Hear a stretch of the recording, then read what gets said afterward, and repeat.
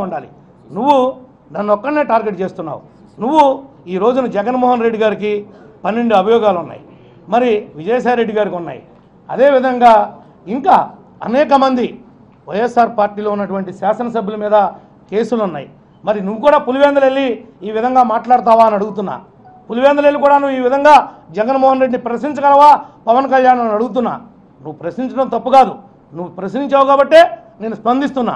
నేను ఈ రాష్ట్రానికి నేనేంటో తెలియాలంటే నీ ద్వారా తెలిసేటువంటి నాకు ఈ మహత్తరమైనటువంటి అవకాశాన్ని కల్పించినందుకు నీకు నిజంగా తమ్ముడు నీకు ఎప్పటికి కూడా రుణపడి ఉంటా. ఎందుకనంటే నా మీద లేనిపోయినటువంటి ఆరోపణలు చేసి నన్ను ఈ రాష్ట్రానికి మరొక్కసారి పరిచయం చేసావు.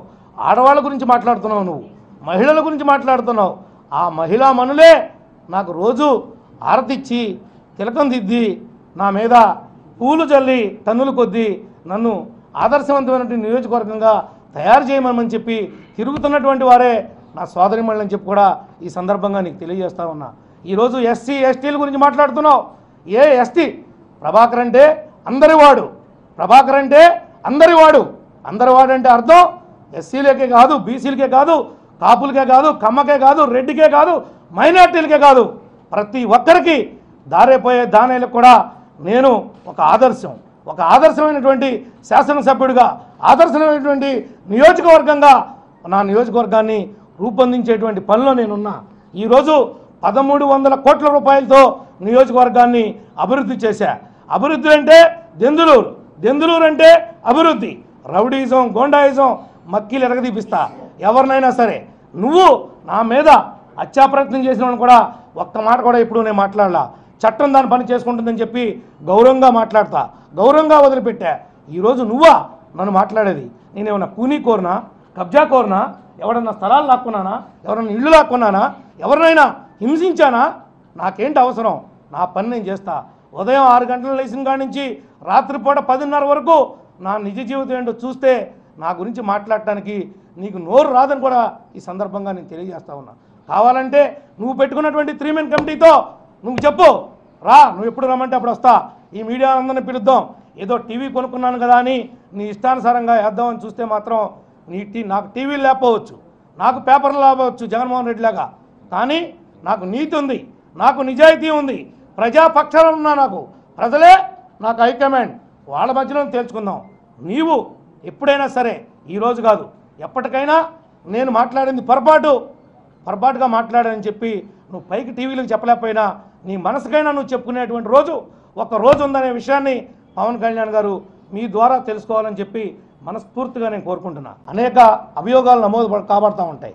నా మీద ఉన్నది ఇప్పుడు ఒరిజినల్గా ఉన్న కేసులు 3 కేసులు ఉన్నాయి. నీకు ఆ విషయం తెలియకపోతే నీకేం చెప్తాం? మీకు చెప్తున్నా పవన్ కళ్యాణ్ గారు, నాకు దెందులూరులో నేను శాసనసభలో అడుగు పెట్టనీయకూడదు ప్రభాకర్ని నేను అనుకుంటే ఎస్ నేను సిద్ధంగా ఉన్నా. నువ్వు ఒక రాజకీయ పార్టీకి అధ్యక్షుడిగా ఉన్నావు. నువ్వేదో 18 ఏళ్ళలోని మేసాలలోని పోటీకి పెడతానంటున్నావు. 18 ఏళ్ల వయసు ఉన్నటువంటి వ్యక్తి ఓటు హక్కు అయితే వస్తుంది తప్ప చట్టసభలకి పోటీ చేయడానికి అనర్హుడనే విషయం కూడా నీకు రాసిచ్చిన వాళ్ళకి తెలియదా? నీకు తెలియదా పవన్ కళ్యాణ్ గారు అని అడుగుతూ ఉన్నాను ఈరోజు నేను. అదొక్కటే కాదు, మీరు అనేక విషయాలు మాట్లాడుతున్నారు. ఎక్కడైనా సరే, ఈరోజు కాదు ఎప్పుడైనా సరే నా యొక్క రెండో వైపు చూసిన తర్వాత నేను నిజంగా రాజ్యాంగ వ్యతిరేక శక్తినే అయితే శాశ్వతంగా రాజకీయాలు వదిలిపెట్టి వెళ్ళిపోతా. నువ్వు ఎక్కడికి పిలిస్తే అక్కడికి వస్తా, నువ్వు ఎక్కడ రమ్మంటే అక్కడికి వస్తా.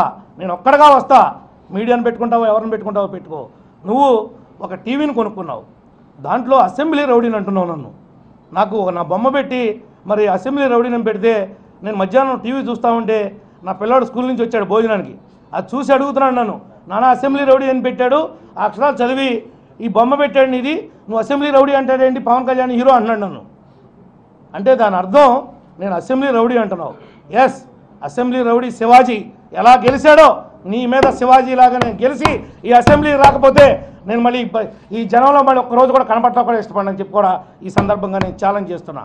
నువ్వు ఒక రాజకీయ పార్టీ ప్రతినిధిగా, ఒక జనసేన అధ్యక్షుడిగా, జనసేనానిగా ఉండాలి.